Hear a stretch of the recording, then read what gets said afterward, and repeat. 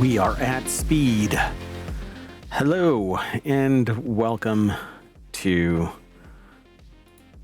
ohmTown's WarCrafters show. I am Merwat. I run ohmtown.com and I host this show, WarCrafters, and the next show, TechnologyToday, and the show after that, FourWheelTech, along with the sentient AI from the future for all of those shows.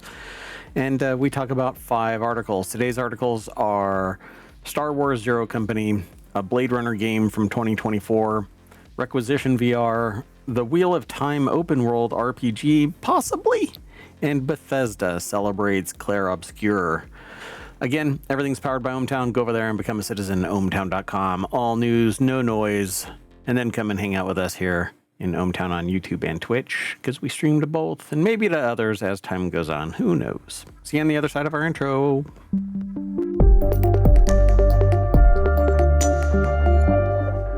Hello, sentient AI from the future.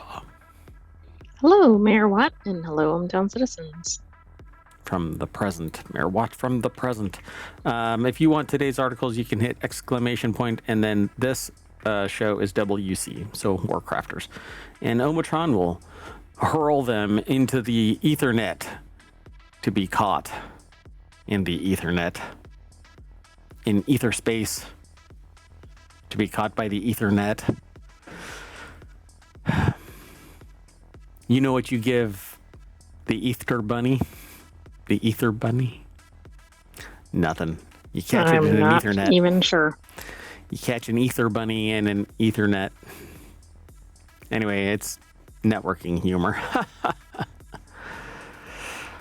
Let's get into it. This is ohmtown.com. This is the front page of ohmtown.com, but we're in WarCrafters, and it's a channel underneath the creative and maker space because it's all about kind of playing games and creating worlds and kind of less on the hacking reality side and more on the gaming in a hacked reality kind of a thing. So we have all kinds of stuff about gaming here.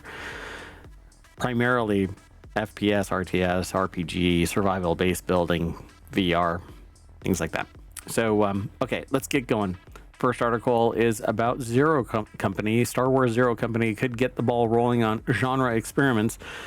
It says it probably isn't the most expected from Star Wars gaming endeavors, but it's certainly a welcome surprise. The upcoming game is marketed as a single-player turn-based tactics game developed by the newly christened Bit Reactor with some help from Respawn. Needless to say, its turn-based tactics games is a far cry from Respawn's other Star Wars projects, but this isn't genre experimenting, I don't think. This is just a turn-based tactics game type. Yeah. Well, this game, this type has been around for a while. Star Wars just doesn't endeavor. Exactly. I thought this was their usual mode, so... Yeah. I don't know, although this is claiming it's not. Yeah, it's not in their design because they're usually RPG style, like first person or over the shoulder cameras, but this is a turn-based tactics game, so you command people. But there's been plenty of these. It just happens to now be in the Star Wars wheelhouse, and the composite of characters that are in Star Wars Zero Company is interesting because there's like a bot, and a droid, and there's somebody that is more of a criminal. There's a Mandalorian. There's a blah, blah, blah. Right. It's all over the place, it sounds like. So, yeah. And this is what I was going to say. It's XCOM, but Star Wars. They say perhaps it'll be something like XCOM, but Star Wars, which would no doubt be tantalizing elevator pitch for many science fiction gaming fans. However, Zero Company turns out, though, what it represents for the broader Star Wars franchise is far more significant. The article is by Nick Rodriguez over at GameRant.com, though. If you want to know more about it, then you can follow the link. But it says here, Respawn Star Wars Jedi games are fantastic, but they're fairly predictable in these terms of broad strokes premise. Star Wars is an action-adventure franchise, first and foremost, with the original films being heavily centered on good versus evil, and the triumph of individual heroes like Luke Skywalker over seemingly insurmountable odds. Even a game like Star Wars Outlaws, which purports to explore the seedy underbelly of Star Wars universe, is still framed by a fairly typical open world formula, likely in an attempt to appeal to the widest audience possible. But XCOM and this are, I think, going to be one for one. It depends on who their audience is, I think. Yeah, and they actually mentioned that it's designed with a specific audience in mind rather than adhering to a popular trend that could be or would be guaranteed to wrangle in the widest array of players. But they could do other things, right? So that's kind of their take on this in this article, right? It could get the ball rolling on genre experiments in the context of Star Wars. Right. So right, not new game types altogether, but ones that haven't necessarily been explored in the Star Wars franchise. Yeah, I mean, like a Souls-like or Souls-light in the Star Wars genre would be, or domain would be pretty fascinating. Roguelike like Hades. I want a Vampire Survivors Star Wars. What about that? It's nothing but mainly just to make the name ridiculous. That would actually be pretty fun. There isn't like a non-stop onslaught of anything in that world, you know. But a deck builder would be fun for sure. Not so much simulation or anything like that, but it might be fun. We'll have to watch it and see what happens. Now, Star Wars has dipped its toes into such simulation could actually work well. Like you could be, I don't know, building out your fleet or something like that. I mean, it depends on what it would be focused on. That's no moon. That's a Death Star. Wah. All right, let's keep going. Time waits for no one. This next article is over on the Wanted channel. An unannounced Blade Runner game may have quietly died in 2024.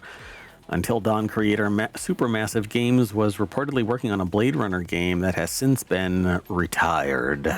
Like so much. What were they called? Just replicants. Like so many replicants. It was just retired. Justin Carter put the article together over at gizmodo.com. I would love... So, Cyberpunk 2077... Blade Runner and that game 2049 and basically Cyberpunk in general. I want an open world, truly open world Blade Runner, MMO style. I mean, I think won't like Dune Awakening kind of test out the waters as to whether that could work.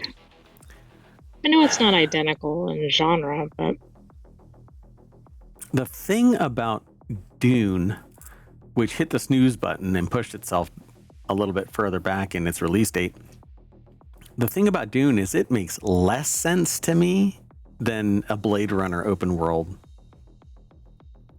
Because really, what is the purpose of Dune other than to control Arrakis? I mean, it's clearly to do the walk and to ride the sandworms. Okay, maybe not.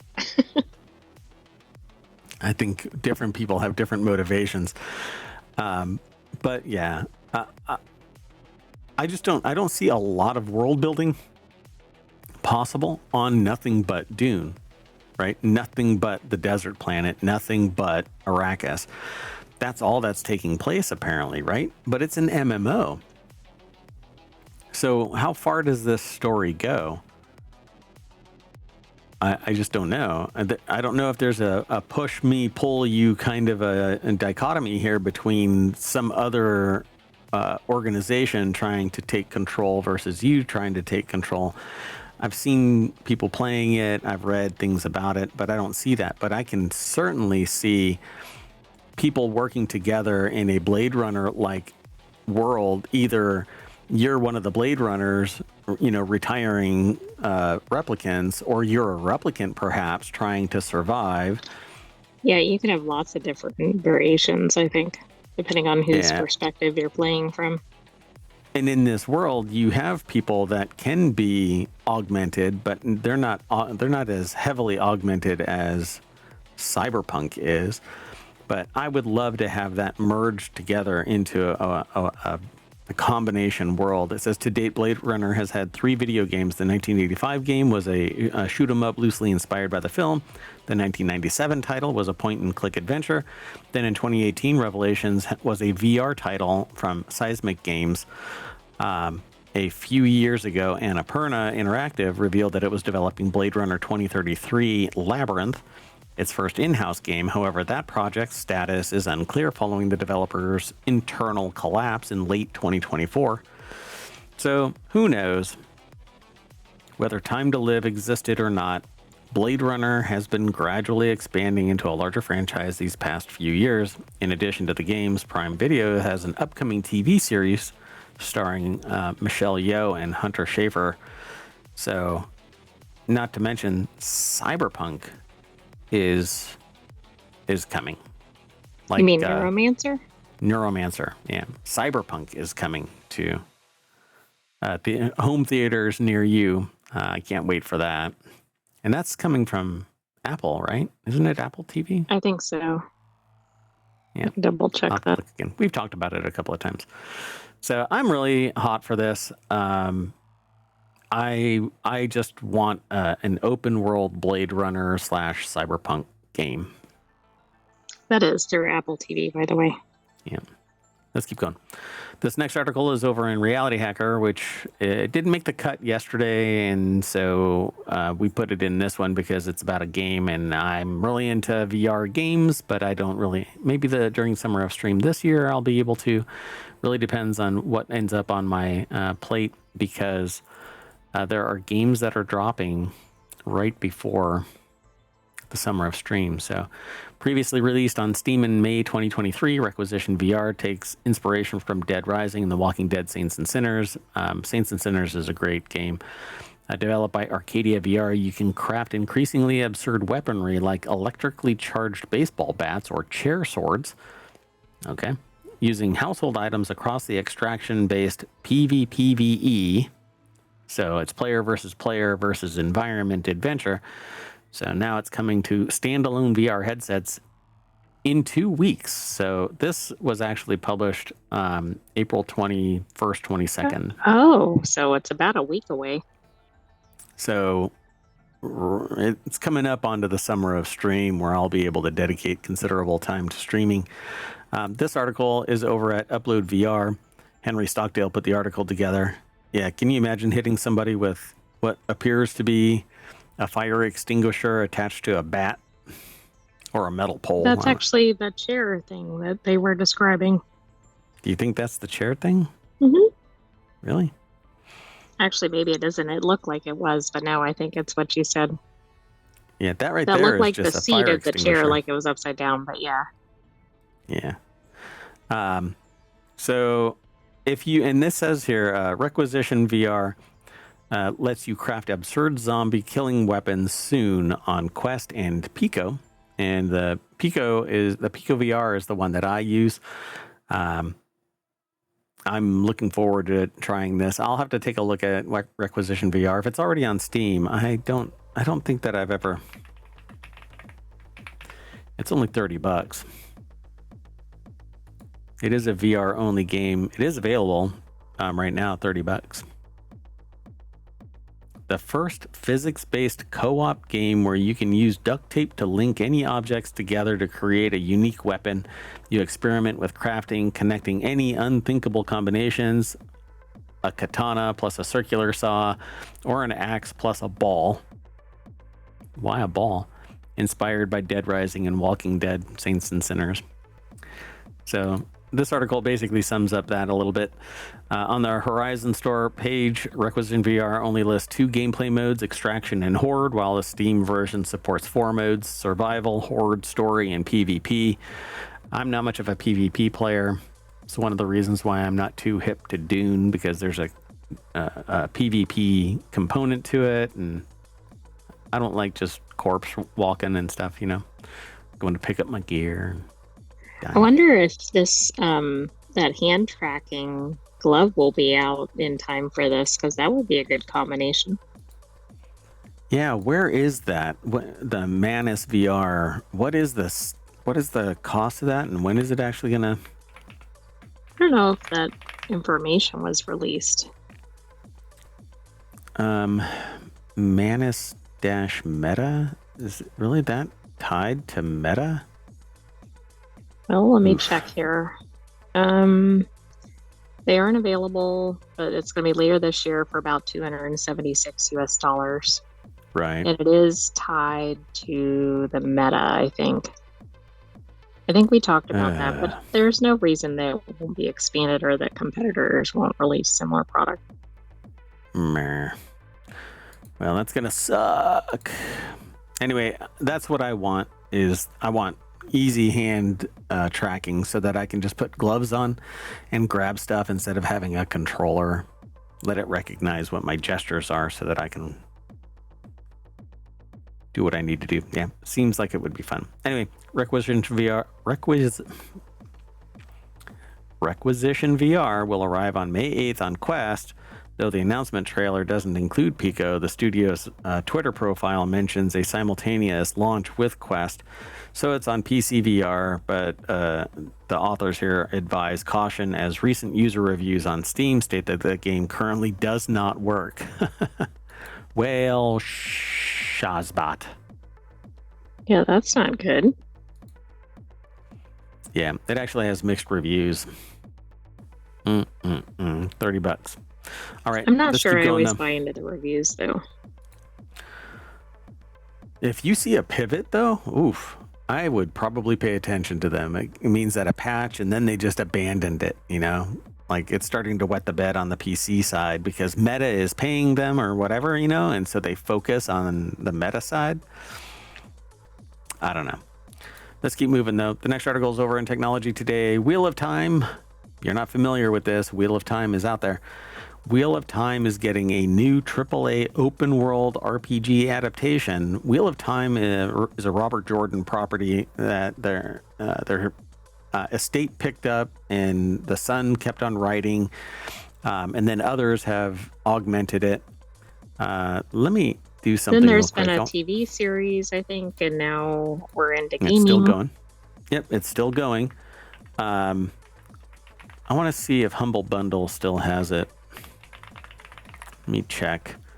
So Humble Bundle had at one point all of the Wheel of Time series. Oh, it's still there. You have 3 days left to go and get all 17 books in the series. I've already gifted it to one person. Okay. I have it myself. I gifted it to somebody else.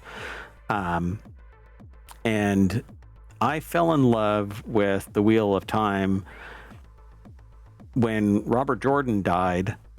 I could taste the difference in the writing style, and I kind of disengaged from it. So the trilogy at the very beginning of the 17 books that are in this pool will suck you in. The rest of it is extensions of Robert Jordan's notes. And so I've been trying to get back into it. And I think what I'm going to end up having to do is basically refire my Audible account and just do the Audible books because it's more passive. Yeah, you could just binge listen. Yep. And you can put it on 2x speed and listen to it in chipmunk mode. But not sure that does it justice or gives you the right ambiance. That's right. So the Wheel of Time is getting a new AAA open world RPG adaptation. It's over at Engadget.com. Anna Washenko put the article together. It's iWatt Studios' first foray into making a video game. So maybe it's going to be like Conan. So the game Conan is kind of janky. It's actually from the same developers as Dune Awakening. So when I watch Dune Awakening, there's that little kind of Conan jank in there. Hold on a second. I'm sorry. So I don't know if maybe this is going to have that kind of flavor because it's somebody's new foray into a game and it's supposed to be a AAA, and I really hate AAA being thrown out there because that means it's big budget and blah blah blah. Right. It should be spectacular, but may or may not be. And when you set it up as AAA open world, then you know that the bar has been artificially set high, and it's just gonna. It's kind of like the person that comes charging out of the locker room on game day and trips over the banner instead of breaking through it and just falls. Right, then they don't even get in the game or whatever. Yeah, they get stepped on by the other players that are running over them. So brought in Craig Alexander to helm the new video game studio. Alexander has held management and leadership roles at game operations like Warner Brothers Entertainment, Activision, EA, Sierra Online. Sierra Online is old school, baby. According to Variety, the studio is projecting a 3-year development for the game. I would rather they spend 6 years and get it done right, but 3 years, I guess, developing a game. We can't deal with a 6-year time frame for a game, though, like as we were describing. They shouldn't have announced it. They shouldn't even announce a 3-year. Just that's get what the shit I mean. done. Like once it's announced, that's way too much time. Yeah, exactly. We're going to be so tired of it, and so it says here it's still hiring team leads. iWatt is also behind the planned live-action movie as well as an animated feature film set within the same world as Wheel of Time, according to iWatt. Studio CEO Rick Selvage, the company will have a lot of continuity in regards to how we approach our transmedia strategy across the different projects. That's like a composite quote there because it's a quote that breaks out of the quote to finish the sentence. But apparently, because it's only one studio doing all of the properties, they're going to have continuity, which is great, but can they really get it all done? In 3 years, various properties. I mean, in concept, yes, because of the AAA, but I don't know. So, and they say this isn't the first time that Robert Jordan's books have been the source material for a game. Legend Entertainment released a first-person shooter based on Wheel of Time in 1999, and it's still available to play on modern hardware thanks to preservation efforts at GOG. So, good old game is the... It has a loader, but it isn't like Steam because right, it's not like to the same degree as Steam or Epic. Yeah, you own the game. As far as I know, you actually own the game. But nowadays, ephemeral rights, you may not own anything, and who knows? I mean, what game studios want to do that? Yeah, nobody.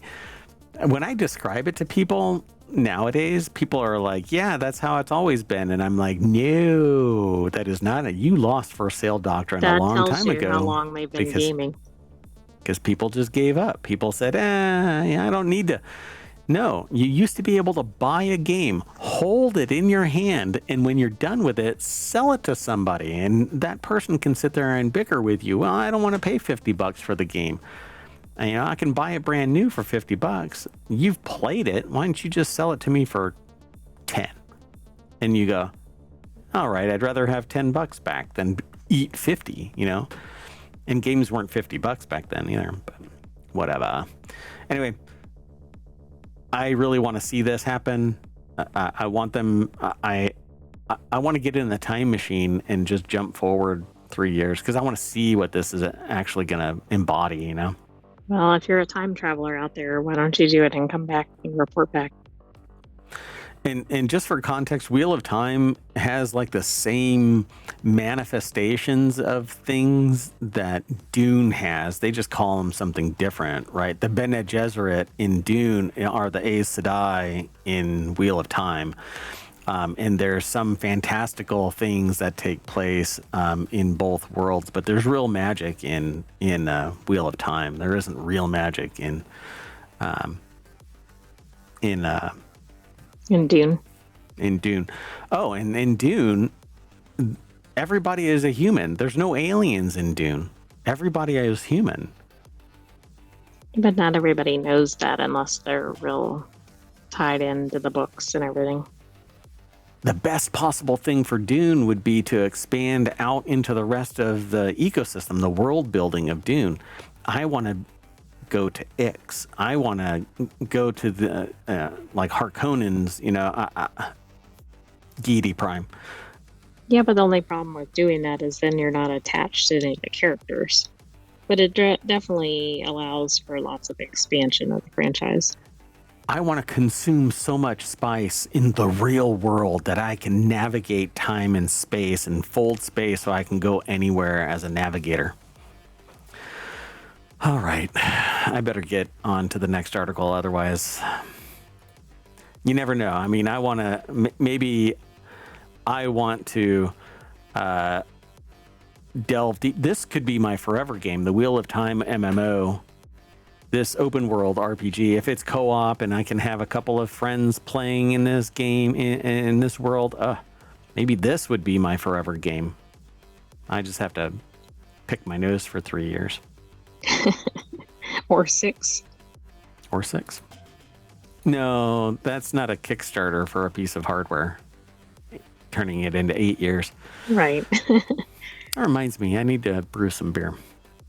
Anyway, the last article for today's WarCrafters is over in Mobile. Bethesda celebrates the launch of Clair Obscur Expedition 33 with hilarious Elder Scrolls 4 Oblivion meme. It says, while some Clair Obscur Expedition 33 fans worried about the unexpected release of Elder Scrolls 4 Oblivion Remastered would overshadow it, Bethesda put out a hilarious meme to help promote the new RPG. The Skyrim developer gave a nod to the new game and encouraged fans to check it out. But I haven't seen this. I don't know anything about this. Brent Kopp over at Vice.com put the article together. Oh, all right. So it says Bethesda adores Clair Obscur Expedition 33. By the way, I would go Expedition 33. Well, I would get both, but both of these games kind of, I can't get into them too much. They have different perspectives. I thought it was the game type, like Clair Obscur JPRG type. Yep. That's basically it. So for Clair Obscur, it's because it's a JRPG, and for Elder Scrolls, for Oblivion, it's extremely limited. You can do everything, and it's over 120 hours worth of gameplay, which is tremendous, but the core is 10 hours. Exactly. I think I had a glitch and said JPRG instead of JRPG. It's okay. Thanks for not okay. pointing it out. But is this like like it looks like a screenshot from the game with playing the other game? No, it says it's basically. Oh, it's not like the Elder Scrolls characters. No, to me, I think it's one character. I don't know which character this is from Oblivion, because you can be anything. Right, so, but I just mean they're showing it as, for those in the podcast in particular, Elder Scrolls is like playing or watching Clair Obscur. I think it's this person right here from Elder Scrolls playing, but there's a whole bunch of them playing Expedition 33. That, if that's what you're trying to say. But I don't know that character. I don't remember this character. The last time I played Oblivion was its release, so a long time ago. And I didn't buy this one, so I haven't played it yet to refire my memory of it. So it says, after years of anticipation, Clair Obscur Expedition 33 is now available on PlayStation 5, PC, Xbox X, and S. To celebrate its launch, Bethesda took to social media to share a custom image highlighting the game's release. In the photo, the iconic adoring fan from Elder Scrolls 4 Oblivion is playing Clair Obscur Expedition 33 and cheering it on with excitement. And there's like a whole bunch of them, though. That's what's throwing me off. Well, that's addressed in the next paragraph in the article. So it says, did I mention that there are 6 adoring fans grouped around a sofa? The meme-coded image immediately went viral on social media, and the author says that they get it. One adoring fan is already enough to make a person feel a mix of laughter and rage, but now it got a whole group of the iconic NPC, all obsessed with one of the year's best RPGs. It's pretty awesome. The adoring fan meme couldn't have come at a better time either. So everybody absolutely loves Claire Obscure. I've actually, in the last 3 days, I think I've made mention of it in 3 different shows. This being the 4th and really it's being proxy referenced by way of other people being fan people of Well, Expedition. and sometimes we're mentioning it when it doesn't, right? It's a non sequitur from whatever we're discussing.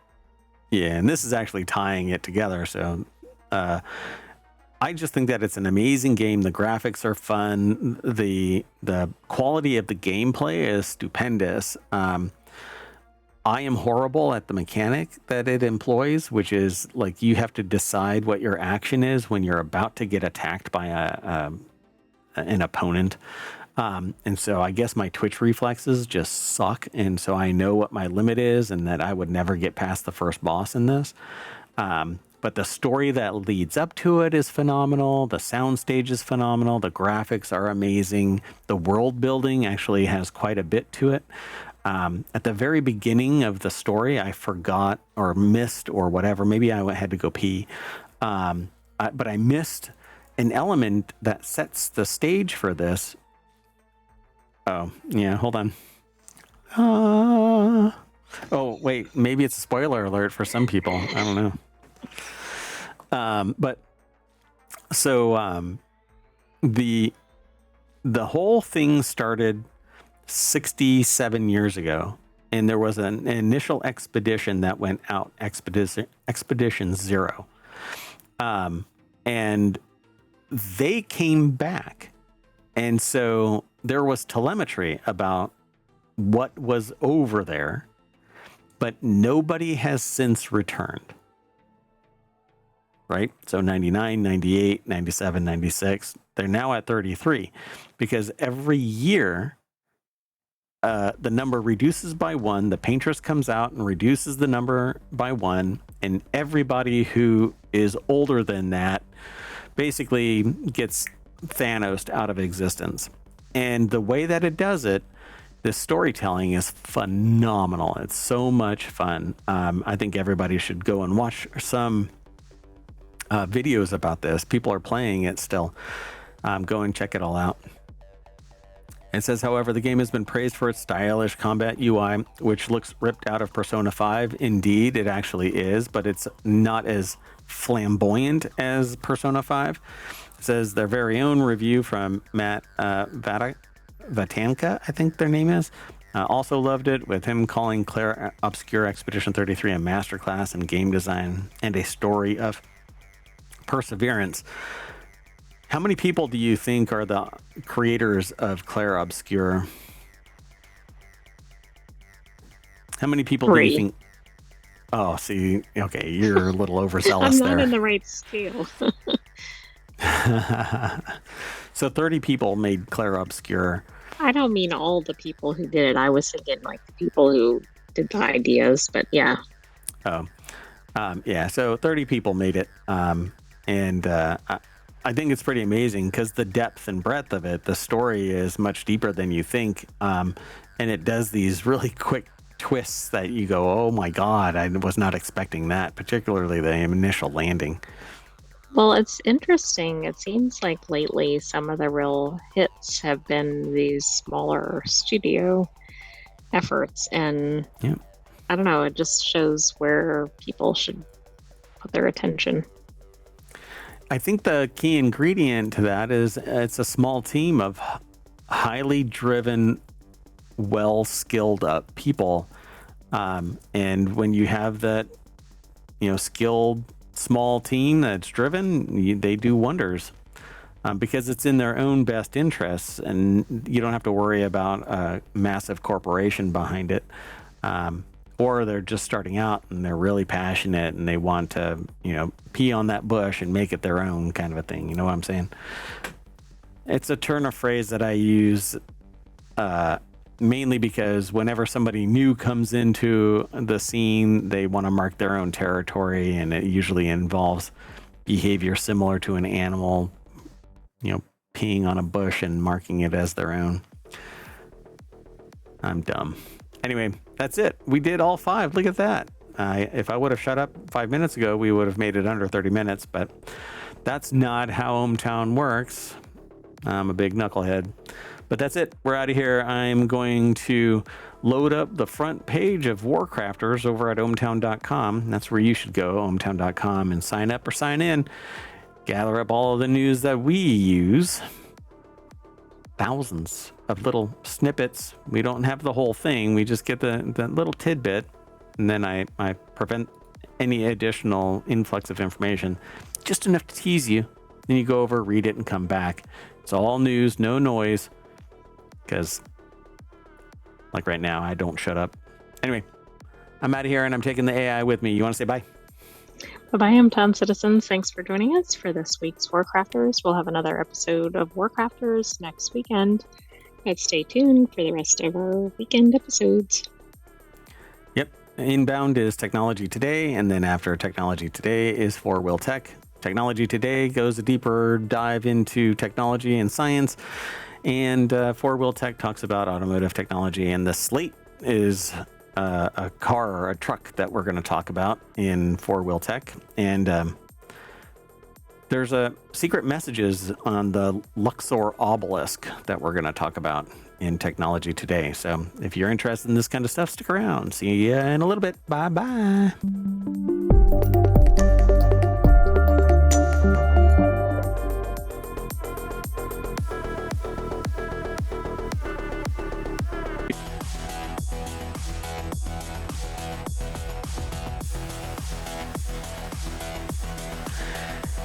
Hello, everybody, and welcome to Technology Today for April 27th, 2025. It's Season 2, Episode 17. I am Mayor Watt, and along with the Sentient AI, we talk about 5 articles. Today we're going to be talking about there's a thick virus in Finland, secret messages on Luxor obelisk, golden eyeballs, an eye test for illness, and cakes on Mars? Not quite sure what that one's about.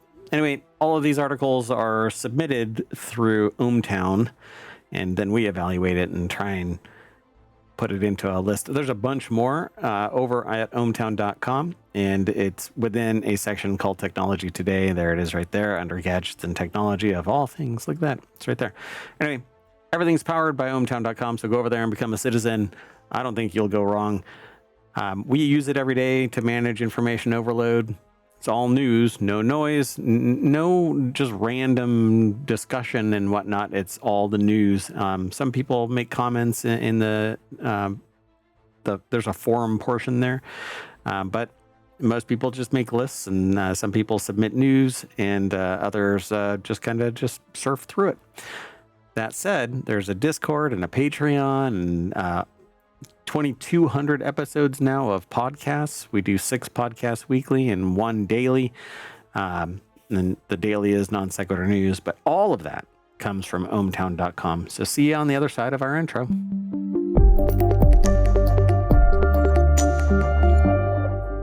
Hello, sentient AI from the future.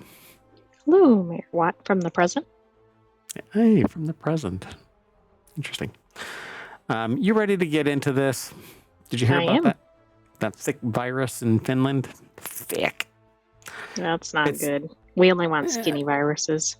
Yeah. So a lot of the stuff gets sourced and funneled into, it gets sourced from various other external things from ohmTown, and then it gets funneled into Technology Today. But we actually sample for Technology Today from a bunch of different places, because science and technology isn't bound into just one of this categories, right? So we have 6 main categories and then 50 channel subgroups within it that funnel things into niche areas. And we're still evaluating some others. So if you have a topic that you would think would be a great solution, like something that you are interested in, that you think a bunch of people would be interested in, we can actually create a channel that's just for that particular topic. So we've got 50 right now. We're looking at about 55 here in the near future. By the summer of stream, we'll probably have all 55 operational, as well as additional sources being aggregated and whatnot. But at any rate, let's get into today's 5 articles. The first one is scientists discover first giant virus in Finnish soil.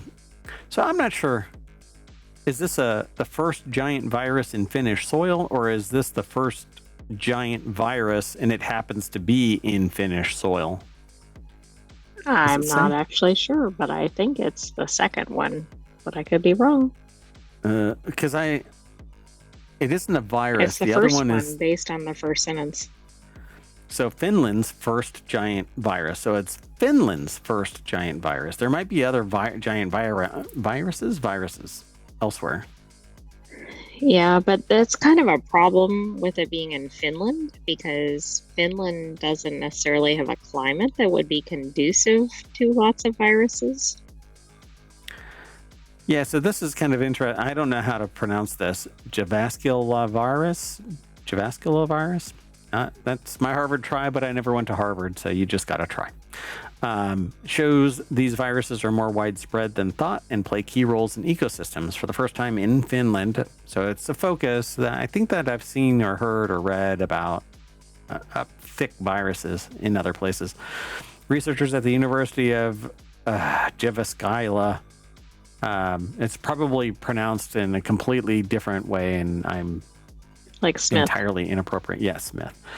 Neuroscience Center have isolated a giant virus, which they have named Jyväskylä virus. This discovery suggests that giant viruses may be more widespread in northern climes. So, could this be true? Okay, I did not look ahead at the article, but that was the thing that struck me about it being in Finland. That it was cold and it shouldn't be there. Right. I suspect that survival of the fittest persists across everything, right? So even in extremely cold climes. Yeah, but that's almost more alarming. That's a really hardy virus. Very hardy. If you want today's articles, by the way, and you're over on Twitch, you can hit !TT and Omatron will spit the articles out in the order that we're talking about them, not in an order of importance, because that's very subjective, and we don't rank them like S tier. This is an S tier article. So the article is by the University of Jyväskylä over at scitechdaily.com, and they talk about this first time. I'm just going to call it a fat virus, right? It's big. It's a megavirus, a thick virus. The study initiated at the University of Jyväskylä, and I hope I'm pronouncing it correctly. If I'm not, then send an email to mayor@ohmtown.com with it phonetically presented, and I'll never make that mistake again. So, and this by is that almost mistake, I mean twice the size of flu or coronavirus. So could you say, though, that because of its size, it wouldn't be able to harm humans because it can't bond to anything significantly enough, right?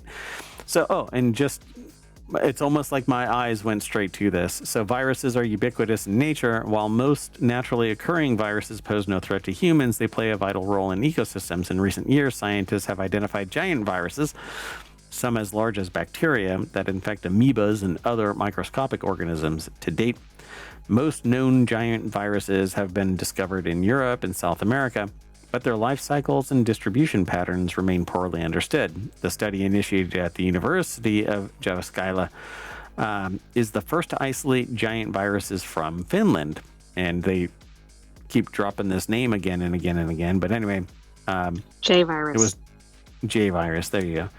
It was discovered when environmental samples were mixed with a culture of amoeba acanthamoeba, and the full name of it is acanthamoeba or moba castellani.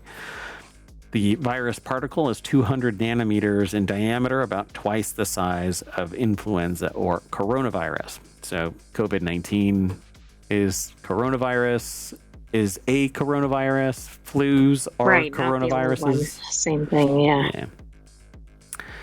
Yeah. So I suspect that this thing is too fat to actually cause an issue. Through an international collaboration, we elucidated the genome and structure of the J virus, which was found to be related to the Marseille viruses previously isolated from France.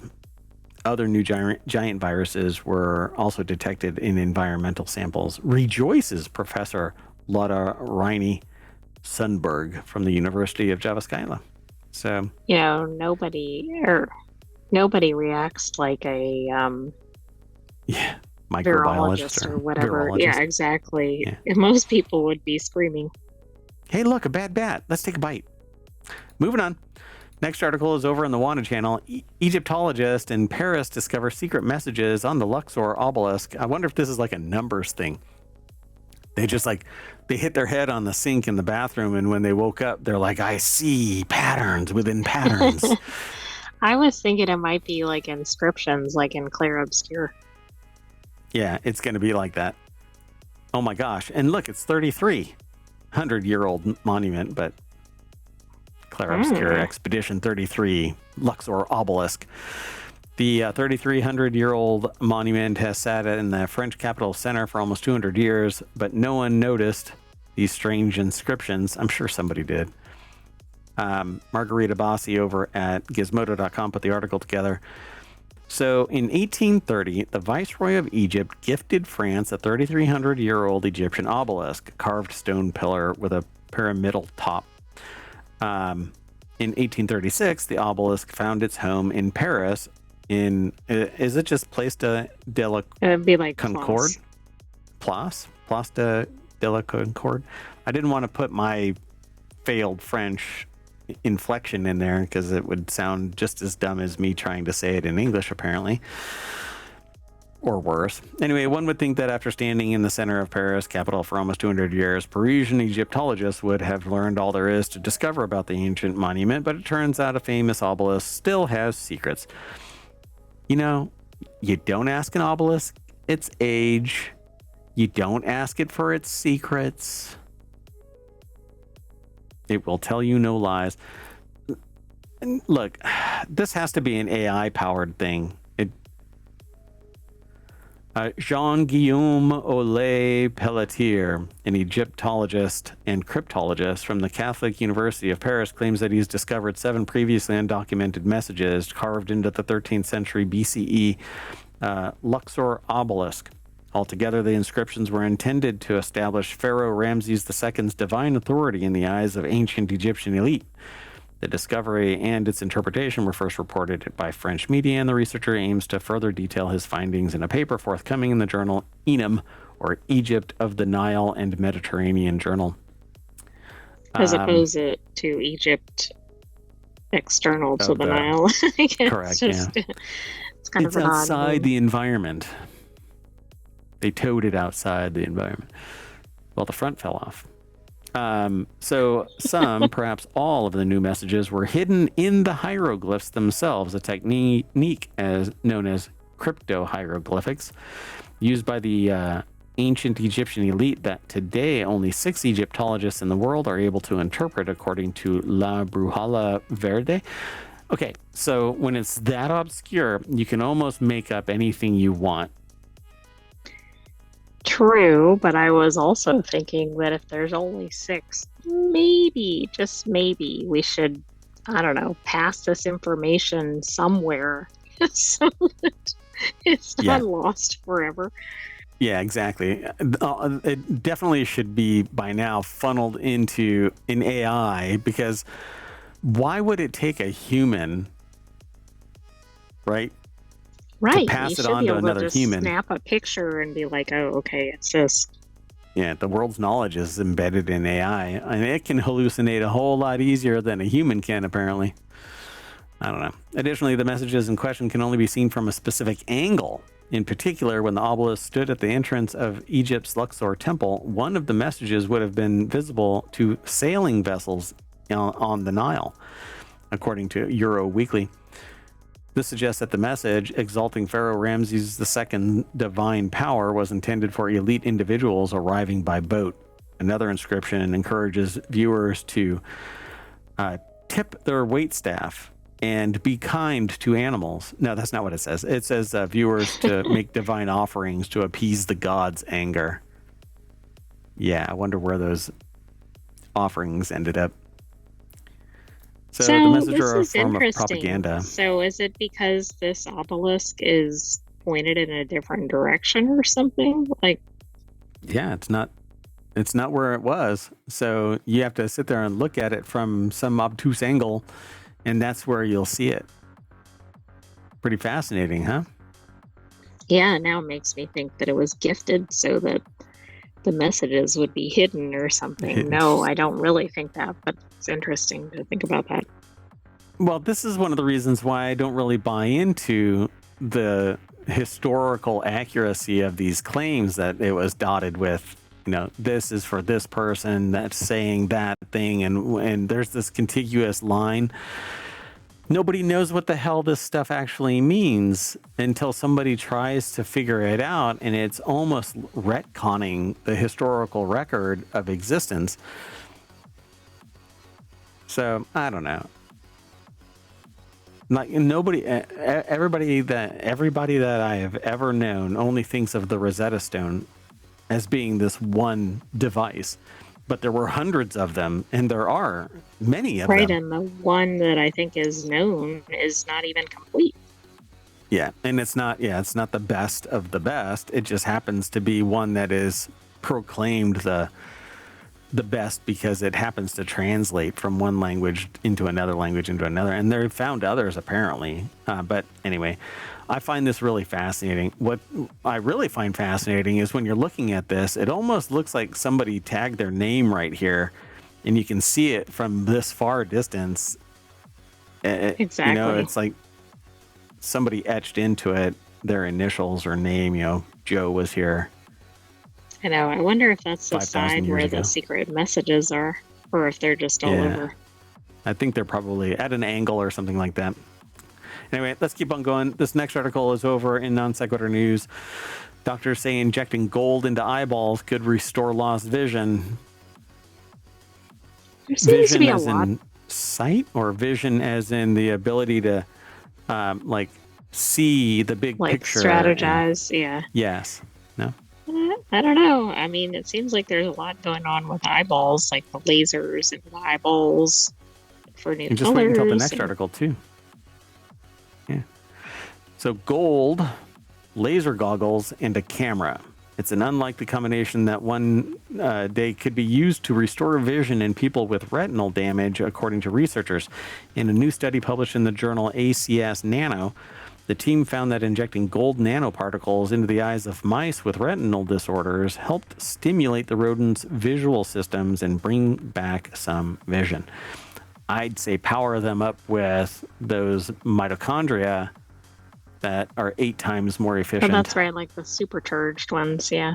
Yep, and see what happens about how fast their vision returns. If this supercharges vision to work again, do double duty there and see if we can make super mice. And then it'll be, what's his name? That Mighty Mouse. Mighty Mouse is here to save the day. Anyway, you have to play the song now. It's playing in my head along with the voices. Anyway, when targeted with infrared lasers, the microscopic gold pieces reproduce electrical signals similar to those emitted by cells in the retina that are essential to eyesight but are damaged by conditions like macular degeneration, which affects some 20 million Americans. It's almost 10% of the population. And that seems like a really high number. Right? I mean, there's only like 350 million people in the United States. That's right, it is. Yeah. That is a huge amount of people. What the hell's going on? Yeah, but that's I did not see that degeneration. Happening. That's not like blindness. Like, are all those people like have lost complete sight? I don't know. Yeah, various levels, I'm sure. So the article is over in futurism.com. Frank Landemore put the article together. It says no surgery is required, but they have to get the gold stuff in there. So it says, maybe, okay, they don't call surgery and injection the same thing, I suspect, but if it has to do with sticking something in my eyeball, I want it referred to as surgery. Yeah, that seems like it's worse than surgery. I see you. So, yeah, when targeted with infrared lasers, the microscopic gold pieces reproduce electrical signals. The most common retinal disorder, age-related macular degeneration, involves damage to cells in the retina called photoreceptors, causing blurry vision, blind spots, and in advanced stages, total loss of central vision. These photoreceptors come in the form of cone cells responsible for our perception of color, and rod cells that they handle low light conditions. When light falls on them, the cones and rods zap little electrical pulses that are sent to bipolar and ganglion cells, which process the signals before they're beamed to the brain. And if the photoreceptors are damaged, the entire visual chain is cut off. But gold nanoparticles, specifically plasmonic gold nanorods, could effectively replace them. And they've replaced them in mice. And so far, the team hasn't observed any side effects from the approach. So far, right? Down the road, So far. somebody's like, everything looks gold. One day, one of the mice stands up, goes like this, and shoots a beam of gold light through one of the researchers, and thus is born a Mighty Mouse villain. Look, you poke me with a needle and squirt stuff into my eye, I'm going to get a little pissy. Apparently, the team notes that they did this previously, or an experiment was similar, but crucially, this one doesn't require surgery, just a relatively simple injection and a very advanced piece of headgear. They don't show the headgear, but it's going to be infrared lasers that are shooting into your eyeball. I mean, what could go wrong? What could go wrong? Bad eye bats. Moving on. Next article is over in Technology Today. A simple eye test could predict mental illness. This one was suggested as an article, but not necessarily like, not flagged as, hey, you really need to talk about this one. But I find this really fascinating because there was something else, another article that was talking about how the stomach is basically this huge defender of your health. And right, and then I think there was something tied to blood cancer maybe for that. And that was the stomach. Yeah. Yeah. And so this says a simple eye test could predict mental illness. Genetic risk of schizophrenia is tied to thinner retinas, suggesting retinal scans could aid in early detection and treatment. The retina is part of the central nervous system and functions as a direct extension of the brain. I did not know that. This anatomical connection means that changes occurring in the brain may also be reflected in the eyes. The eyes are the windows to the soul, could be more apropos if our soul is entirely ensconced in our brain. Maybe it's not necessarily tied to what I'm starting to suggest. I was wondering if you're going to bring that up as science fiction. So I love this idea because it gives us somewhere to go with why do we act the way we act. Maybe it's because we are powered by a unique life force bound in bacteria that's unique to our brain, each individual person. What if you don't like your bacteria?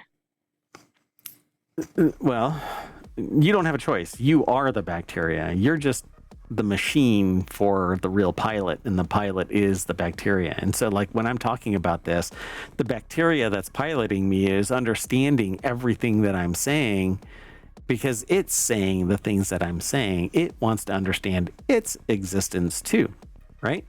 So really all I'm doing is kicking the can down the road as to where does consciousness come from. Human consciousness is perceived as a unique thing. And so Where does it come from? We don't really know. We don't know why my personality exists the way that it is, and then somebody else's exists the way that it is. But if it's a bacteria and it's unique, then we can analyze the bacteria. But why does that bacteria have that unique personality versus somebody else's unique bacteria having? All I'm really doing is kicking the can down the road. Yeah. Doesn't help one iota. Anyway, so could an eye test be a window into the soul of your mental illness and whatever else?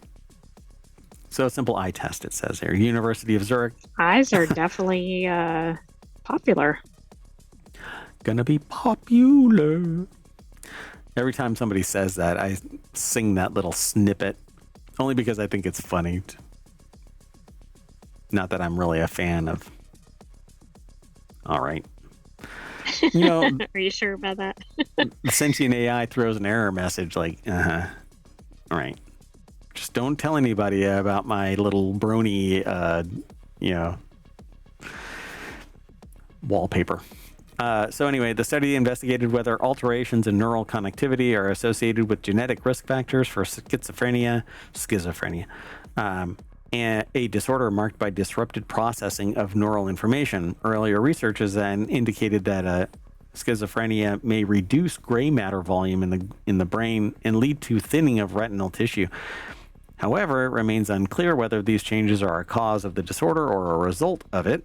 Retinal alterations could also be influenced by factors related to schizophrenia or schizophrenia itself, including antipsychotic medications, lifestyle choices, or coexisting conditions such as diabetes. So the next time your eye doctor looks into your eyes, just drop something somewhat psychotic as a statement. Look how thin my retinas are. Yeah. It puts the eye drops in the basket. Never mind. The sentient AI doesn't quite catch that one, but you haven't seen Silence of the Lambs. So thin retina, elevated risk. Just like finding out that if you have a crease in your earlobe, if one earlobe has a crease, you have a increased chance of a heart condition. And if you have both of your earlobes bisected by lines, then you have an even greater risk of heart disease. This says thin retina, elevated risk. There's a t-shirt for you. The study shows that higher genetic susceptibility for schizophrenia is indeed associated with thinner retinas. So again, when your significant other looks into your eyes and says, I want a divorce because you have thin retinas, there's a really good chance that they're just going to be able to walk away, Or they may run because they know that you're schizophrenic or borderline schizophrenic. Well, that is true. I mean, it's interesting to see if they actually start scanning for that. So imagine you're just going to get tagged as schizophrenic because there is just a preponderance of data, but that correlation isn't necessarily causation. So what is really going on here other than there is some manifestation of a genetic difference, a change in your existence? Well, this seems like it's going to be one of these problems where somebody gets labeled as this, and then, I mean, there may be a basis for it, but is it only this? Yeah, I just don't want it to be this quackery bullshit that leads to somebody being marginalized because they've got a less than thick retina. Gatekeeping my eyes? Come on. It's better to have a thick retina than a thick virus. Then again, I also want to do the Voight-Kampff tests on people to see if they're replicants.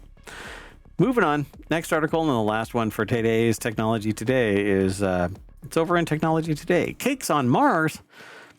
Curiosity's AI unlocks a delicious-looking discovery. Mars rocks. Mars rocks. There's a cool shirt. There's another cool shirt. Mars rocks. Sparked visions of multi-layered cakes, but the one real treat was Curiosity's successful deployment of APXS on a challenging target. Alongside detailing imaging campaigns, a new software upgrade gave Curiosity's smarter autonomy to choose its next ChemCam target. Sweet layers of science, chocolate, and curiosity. I will start this blog with an apology, it says. So the article is by NASA.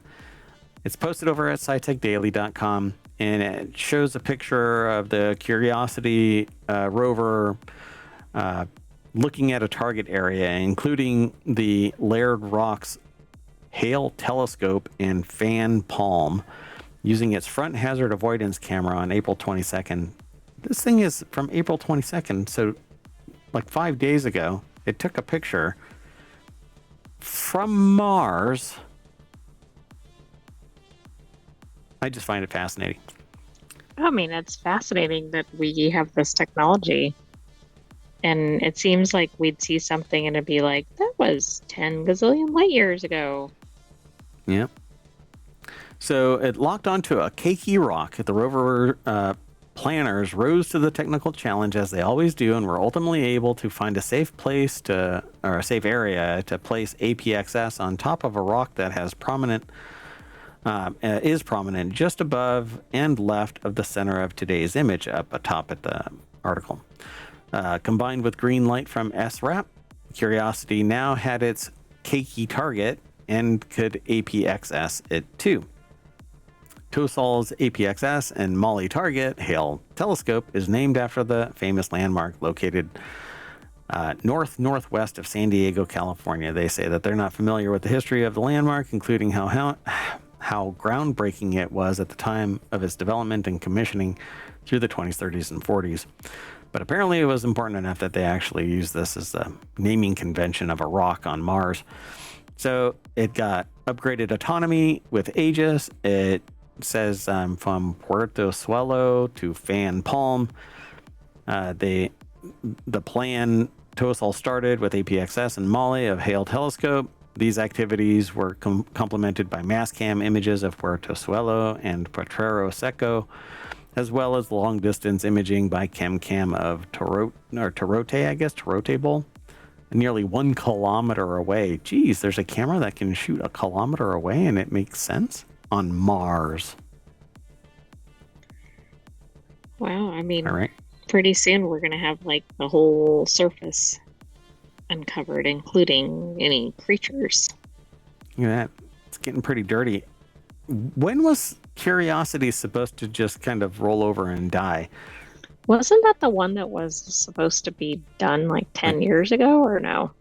Yeah, I thought so. It was supposed to only run for like 6 weeks or something. I don't remember. So on the second sol of the current plan, second day really,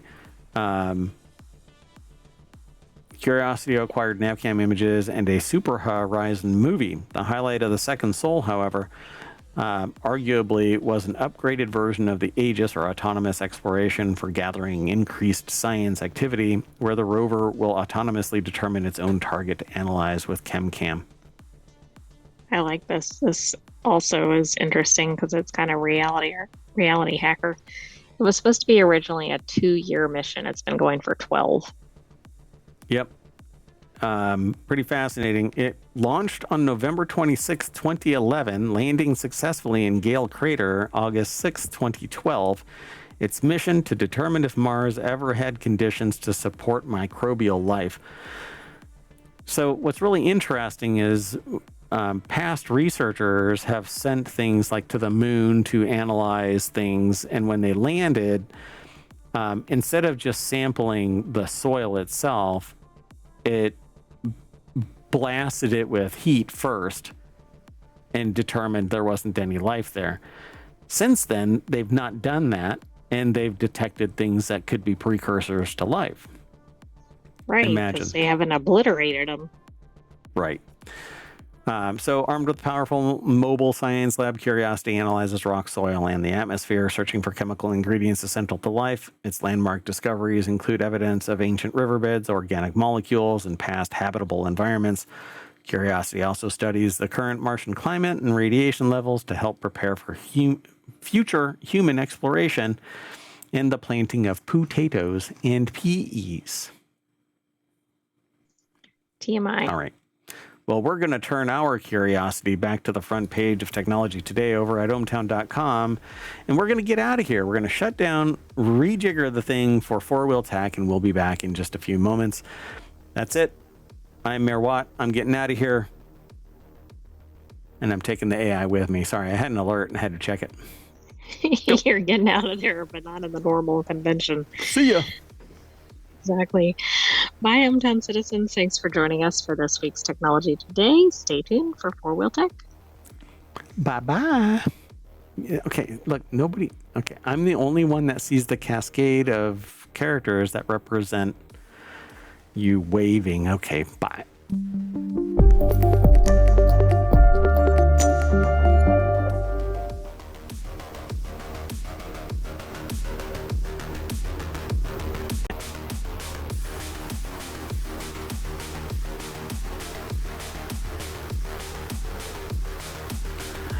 Well, hello, everybody, and welcome to FourWheelTech for April 27th, 2025. It's Season 2, Episode 17. I am Mayor Watt. I run ohmtown.com, and along with the sentient AI, we talk about 5 articles, starting with physical knobs, junk in your trunk, analog slate auto, mini JCW 2-door, and Miata is held at a port.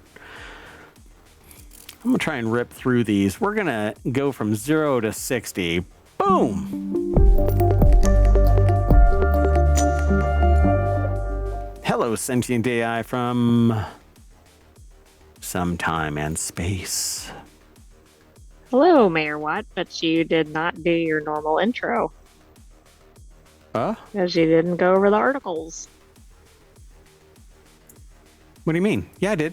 Physical knobs, junk in your trunk, analog slate auto, mini you did JCW it so 2-door. quickly. I didn't realize that was the whole summary. Miata is held at port. Yeah, look at that. I I thought said that I was was going more to crush like it. this is what FourWheelTech is about. No, I just said I'm going to jump right on into it. If you want the articles and you don't even want to wait for us to talk about anything, you can just hit exclamation point FWT in the chat over on Twitch. They're all embedded over into the stream over on the YouTube. So first one is free. There you go, everybody. If you want the links, you can follow the links and talk along with us. But this is the front page of ohmTown, and then inside that is FourWheelTech. It's right here, right there, FourWheelTech, under science and education. There's a bunch of intermixed stuff. 50 channels, 7 of which are, well, 6 are focused. 1 is called Non Sequitur News, and we basically take a sample from everywhere, although we're not limited by the show name for the other 6 shows. Like this, FourWheelTech, we can take from anywhere at ohmTown. Anyway, I wanted to be really streamlined because I want to know if you out there, dear listeners or dear watchers, would rather us just get right to the news and get in, get out, or if you like the 30-minute shows and the 1-hour shows, because I see some people that are dedicating, I mean, they're doing this really. So there's different audiences, right? Some audiences already know to some degree what you're talking about. And so when the host summarizes in only a minute the breadth and depth of the article that they're talking about or the topic that they're talking about, they move on. But are they really informing anybody about anything? Because they're not really talking at length about the material, answering any, follow-on, knock-on questions or giving other context. I see that a lot in the tech kind of community. The science community goes a whole lot harder in this, in that they talk about the stuff to a greater degree, but it's usually one topic, an hour long. I'm with the sentient AI, kind of riding that fine line. We're right in between. We talk a little bit about a lot of stuff. So these 5 articles. This first one is about Subaru bringing back physical knobs and buttons in its cars, which I am all for. I like buttons and switches and knobs and blinking and flashing, and I can't take it anymore. I thought you wanted everything to be high tech. I do, but in cars, the problem is that you don't get any haptic feedback. You have no idea. Hitting the button doesn't necessarily allow you to know exactly where the position is of that value, whatever it might be. So in a car, I like buttons and knobs and things that tell you without having to go, what? And then you're... So, and just so that I can really drive home this point, humans don't multitask. In fact, we are prone to going in the direction that our eyes are looking. And those who are aware of that, we overcompensate far to the other side in anticipation of weaving off into the direction we're looking. Oh, you mean like if somebody's driving and looking over to the side and then they're driving off the road? Yes. Oh, look, Dunkin' Donuts, and then they crash into a telephone pole. Wait, let's keep it modern. It's Dunkin'. Oh, just Dunkin'. That's right. Never mind. Sorry about that. This is why we need that business-only show, so we can keep abreast of the current status of the naming conventions for, what do you call Dunkin'? Breakfast fare, or what sector are they in? What business sector are they in? I don't know. Anyway, so Subaru is bringing back physical knobs and buttons in its cars to the relief of practically anybody who drives a car regularly. Japanese car maker Subaru is bringing back physical buttons and knobs for the 2026 Outback midsize SUV. So there's a reason why I might get an Outback. Food and beverage or quick service? That's generic. Everything else is that. McDonald's is that, but McDonald's doesn't. I know. I almost said donuts. Fast food, but that didn't sound right. It doesn't. Yeah, it's its own category. Breakfast fast food. I don't know, but you can get it any time. And that's why they got rid of donuts, because then it says coffee and baked goods. Like, it kind of depends on where you're getting your information from. Right. It's temporally and culturally relative. So it's another sign that car makers are finally starting to listen, ditching massive touchscreens that have taken over a vast number of vehicle controls in favor of tactile buttons, switches, and knobs. What I want is just a USB-C connector where I can put my tablet and it controls everything by way of the knobs, and it's an interface into the software. That'd be too easy. Yeah, all I want, boop, that little thing. So this article is over at futurism.com in a section they call The Byte, BYTE. Victor Tengerman put the article together. I don't know what this is circled other than there's like buttons and knobs and all of that kind of stuff. I guess that's what they're highlighting. And there's a bunch more on here. This thing looks like a 777, for crying out loud. Look at all the little buttons and knobs. There's like... Exactly. Maybe that's what they're going for. It's like Razer controllers all over the place. Are they the UI developers? Benjamin Buttons is the little deck statement. Finally, some sense prevails. I thought that was you. No, they did it. So it's yet another sign that car makers are finally starting to listen. So it's something that consumers have been shouting from the rooftops for years now. Not only are touchscreens annoying to use, but experts have warned that they're dangerous as well by needlessly distracting the driver while on the road. They say this is great. One Reddit user, who obviously it's a Redditor, so the gospel of what's right and wrong. Anyway, so in response to a post showing images of physical dials and knobs inside the new Outback, everyone in the industry tried to copy Tesla and eliminate all knobs and switches. Finally, some sense prevails, another user wrote. But those are people who want buttons and beeping and all of that kind of stuff. I'm in that camp, but I really do want something that is controlled by the device that I have and not something that's on my car that I have to tap into. And yeah, I want to be able to control what I'm getting. And I think by using my own devices, that's the best way to do it, right? It's not in some pre-configured thing that doesn't match my actual needs. Right.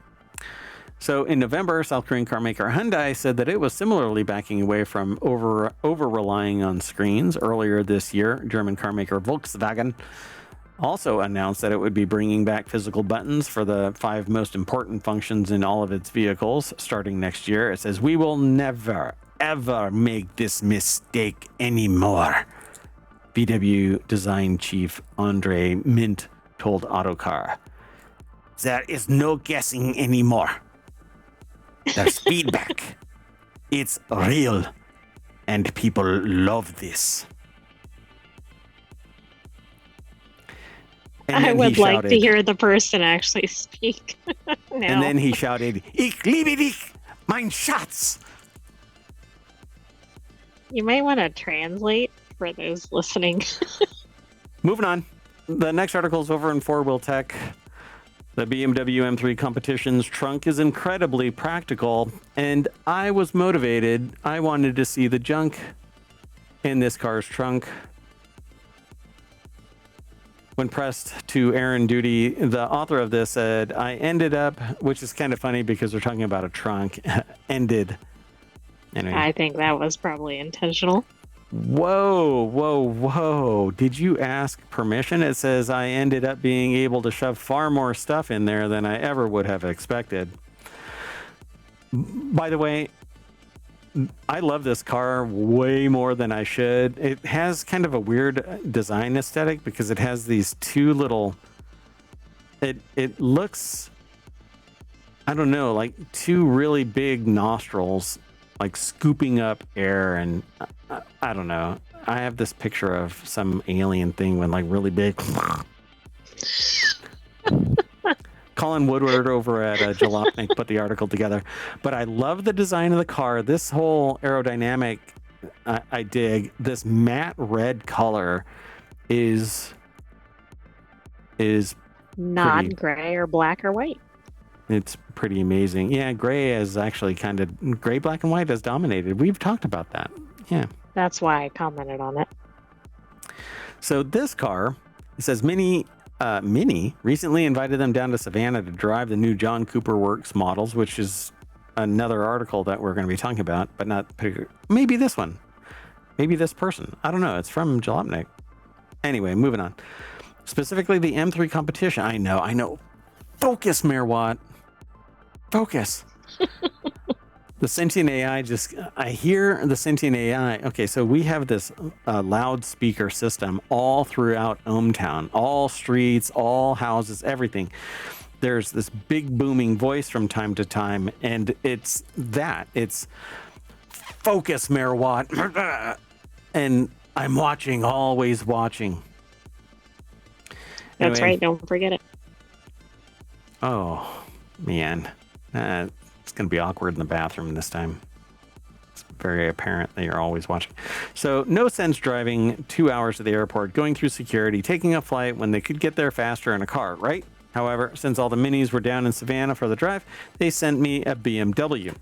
Specifically the M3 competition you see in the photo above. That is a sexy color. I love that color. Maybe that color can be put on the analog Slate Auto truck that we're going to talk about, because that truck is pretty cool. But we'll see. It says, after all, we aren't just talking about any old M3 here. It's an M3 competition with the ridiculous carbon fiber bucket seats with the crotch divider. It's a 5-point harness. So there is the trunk. But why are they even talking about this? It says he may not be able to tell from the photo, but there is a ton of room back there. Plenty of room for a bunch of junk to be put in the trunk. I mean, I guess it's because it's not the type of car that you would expect to have decent trunk space.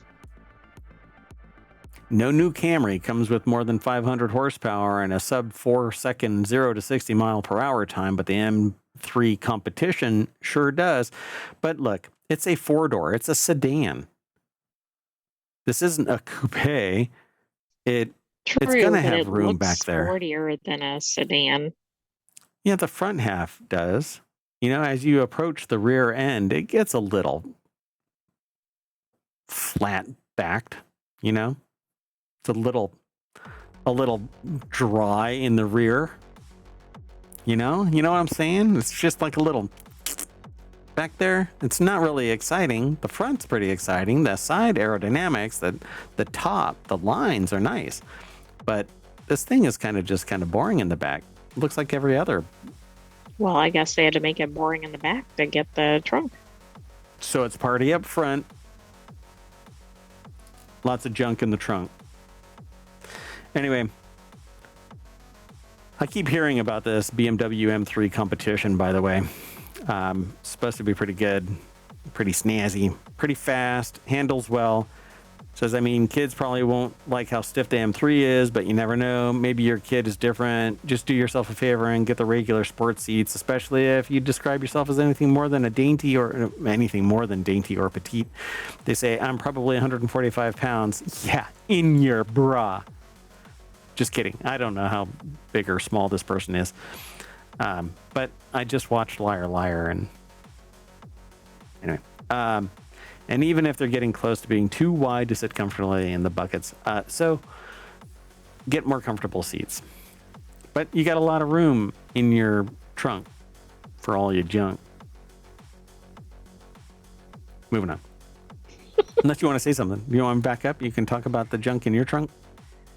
I don't have a trunk. Oh. I'm lacking some junk in my trunk. I know. There's a lot of storage.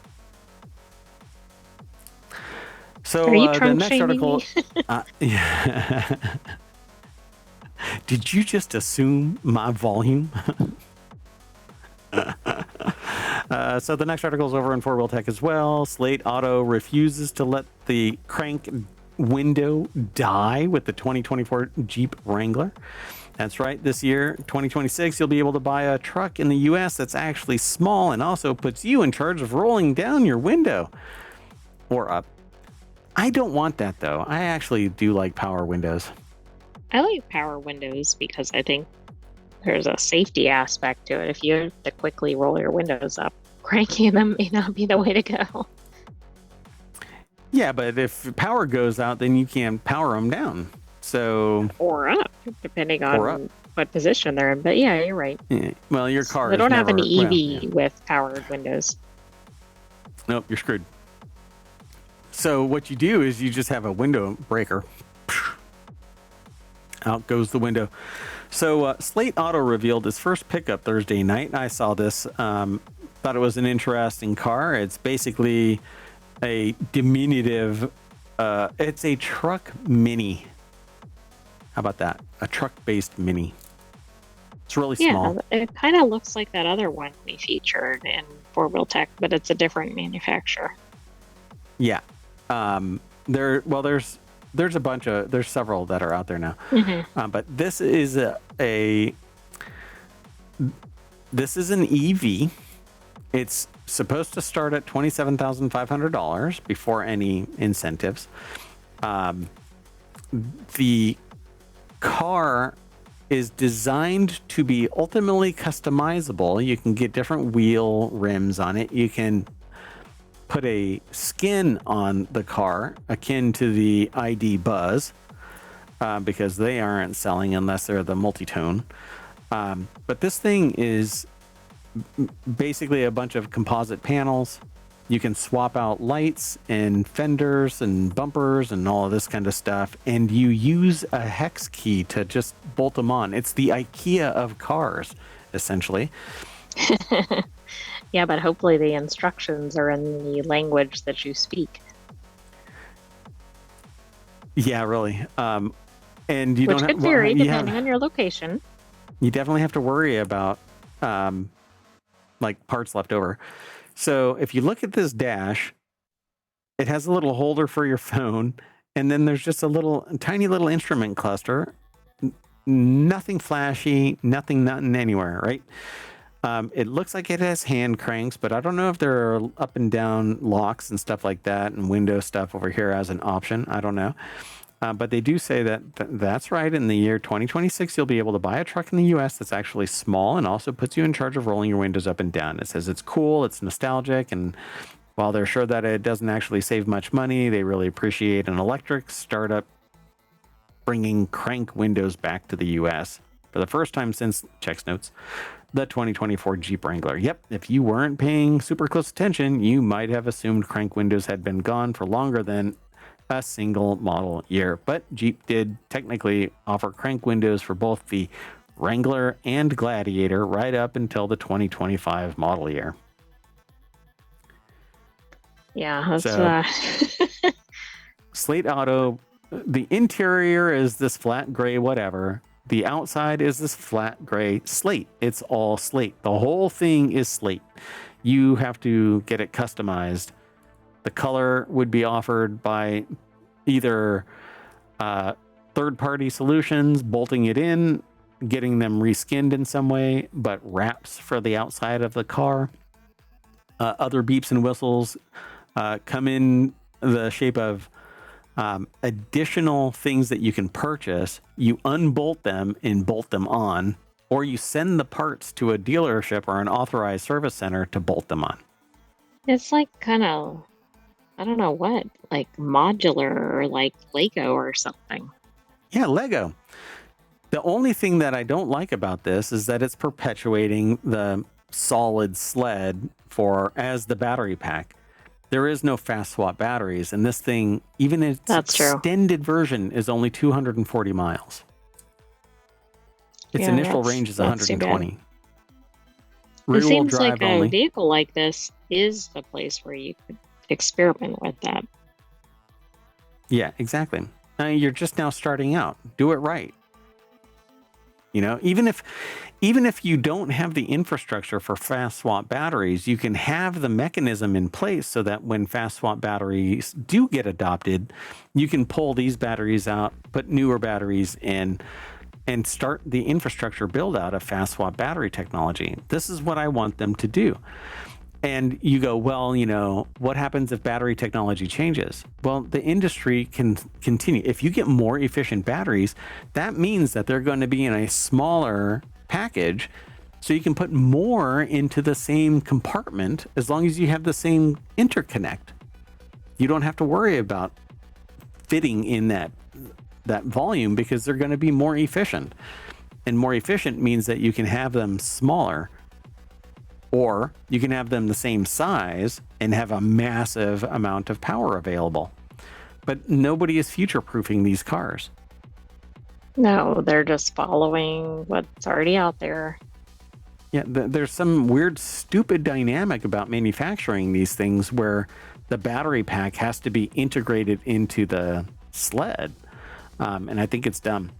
But anyway, the whole idea behind this thing is to make this thing an inexpensive EV truck.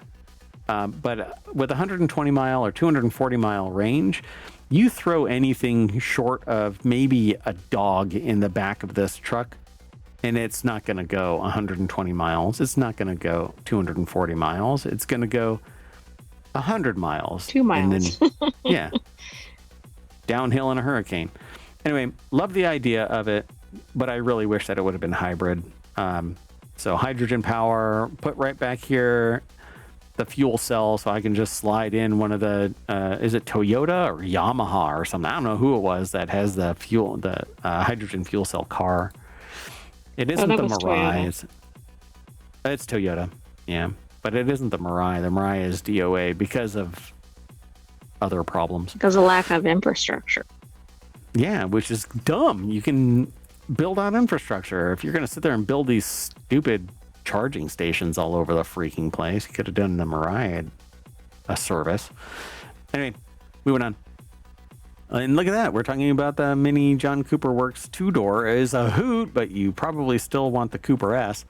The Cooper S convertible is a better buy than the John Cooper Works hardtop, but if you can justify the price, the JCW Cabrio, sure, gives you the best of both worlds. I thought that was a brand name of another manufacturer. Yeah, the Cabriolet. Yeah. Colin Woodard put the article together. You know what? Let's do it live. Cabriolet. Do do do do do do do do do do. From Cabrio Goat's Leap or Cabrioler to Leap in the Air. So named because of the carriage's motion. Cabriolet. Oh, interesting. That's what the word comes from. Caper. Because of the vehicle's light bouncing motion. So I don't know where it all, I mean, it's imported from France to England in the 1790s. The cabriolet was originally a two-seater driven by its owner with a platform on the rear for something else. I can't read the rest of it because it's truncated. But anyway, it means carriage, cabriolet, carriage. So the cabrio basically is a convertible two-seater. And Colin Woodard put the article together over at jalopnik.com. And look at that. It is the same person, because it says that meant that they got to drive there instead and get there in a BMW M3 competition. But once they were there, they were able to drive the 2025 John Cooper Works two-door hardtop and convertible in there. I don't know. That's the hardtop.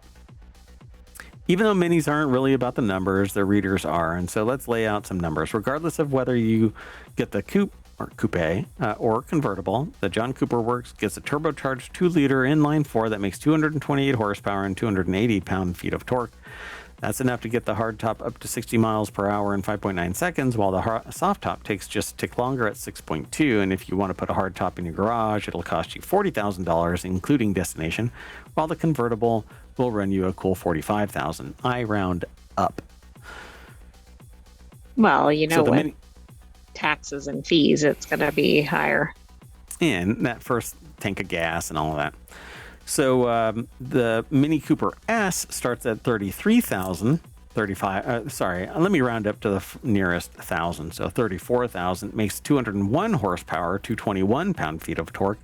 Upgrading to the convertible adds another $5,000 to it. So you're still a convertible below the John Cooper Works, which is standard fare.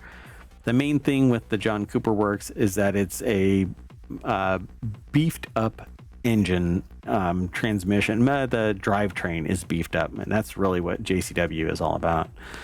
Right, so it depends on what kind of driver you are, I suppose. Yeah, and there's a bunch of different variants of all of the minis. Oxford Edition starts at 26,000, makes 161 horsepower, 184. This is kind of like the it's a nicer interior. I think there's a proprietary color. I think it's like the British Racing Green makes it this tan interior. I think that's the Oxford Edition. If you want to get, or if you really want, though, you can get the Oxford Edition. At least those are the prices Mini would like to charge. Who knows what tariffs are going to end up impacting the thing. And yeah, I'll have to leave it at that. So at any rate, Mini also added a single pipe center exhaust, which serves as a nod to the original Mini Cooper. And on the one hand, they appreciate the Easter egg, but on the other hand, I think that a dual exhaust does look better. Yeah, it makes it kind of a little, I don't know, just kind of hooting out its exhaust in this one little pipe. I don't know how big that pipe is, though. Maybe if it's, a 2.5 inch or 4 inch exhaust, then it's exhausting a whole lot of, but it's probably this 1.5 inch pipe that isn't very impressive. When you're ripping it down the road, it's sitting there going, yeah, but it's also a Mini, not a muscle car. Like a balloon, and somebody's letting the air out. So they say convertible all the way. Now, I like Mini Cooper's hardtop. Maybe a removable hardtop, but I like the lines of the hardtop. Yeah, the hardtop Mini does look.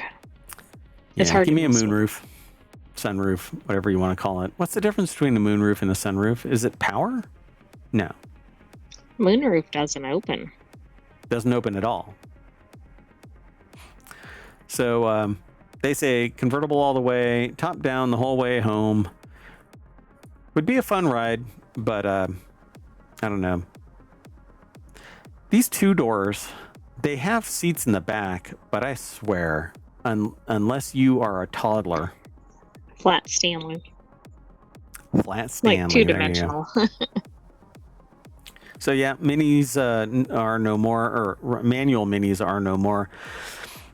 They say, would I have had more fun with the transmission had been a manual? Absolutely. That isn't even a question. This is a car that's begging for manual transmission, and the fact that you can't get one hurts. They're not convinced that it's possible due to the tariffs, but at the very least, one of the product managers that they spoke to at Mini told them that the manual transmission isn't dead. Guess we'll see. What does that mean? They might be back when they make economical sense. So if you want to go fast, then no Mini is going to be for you. It says that's fine. If you have fun, though, while driving a car that's somewhat practical, then give the Mini convertibles a serious look, whether it's the Cooper S or the John Cooper Works. I have to say no to all Minis unless they are all-wheel drive, and we really need a two-door Mini all-wheel drive S. Right, not a Countryman or Clubman. Right. Just give me everything that I want. You know, I'll pay an extra $4,000 for having the all-wheel drive in there. I don't need any trunk space. I don't really need the people back here. It's just me and the sentient AI from time to time. I would rather buy 3, Minis so that 6 people can go to dinner and everybody just take a car. It's very efficient. Yes. It's actually referred to as a California carpool.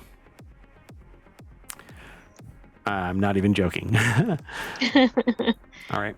Let's do our last article. This last article is about Mazda. Mazda is holding the 2025 Miatas at a port for computer issues. These sorts of delays are frustrating, but they're often more convenient for all parties involved than a full-scale recall. It's over in FourWheelTech, but it's sourced from Jalopnik. Amber De Silva put the article together. Apparently, Mazda has confirmed to The Drive that a vehicle control module in the Miata is to blame, though the automaker doesn't clarify further what specific module was causing the issue, nor what the specific issue is. Modern cars are rife with computers, with Mazda's parts fiche containing nearly 10 separate Miata modules that control various bits of the vehicle, and an issue is any one of them could be grounds for a recall. With this pre-call, Mazda avoids the hassle of notifying owners and ensuring everyone brings their cars in for a repair. So what is the problem? Yeah. What actually happened? Exactly. And I don't know. It just drives everybody crazy before they get their cars. Yeah, apparently these aren't actually sold yet. These are 2025 MX-5 Miatas. Okay. They say quite possibly the greatest car on sale today aren't actually on sale due to a possible issue with the car's vehicle control module. So they don't talk about the price of this thing. I don't know how much the MX-5 is right now. Hold on. We're going to do it live. 2025 Miata MX-5. That's a $30,000 car. It is a coupe. It's a coupe. There is automatic and manual, by the way. I don't know if it has all-wheel drive. Focus, Merwatt. Yeah, they don't actually say. Okay, I'm back. Hi. Am I still streaming? Probably shouldn't be. Anyway, but that's it. Ta-da! So if you are waiting for a Mazda MX-5 to show up, you're going to have to wait a little while they patch it. But that's it. I'm going to go out and buy a Mazda MX-5 because it looks really cool. I really like that. And at only 30 grand, 181 horsepower, it'd be a zippy little car to race around. It looks pretty sexy, actually. I like it. Anyway, that's it. We are going to race down Main Street back to the front page of FourWheelTech over at ohmtown.com, and I'm taking the AI with me. Say bye. Bye-bye, Hometown citizens. Thanks for joining us for FourWheelTech. Bye. Bye-bye. Bye. Oh, wait. Were you going to say anything else? Am I just stepping on you? And you're just talking over me, so I just stopped talking.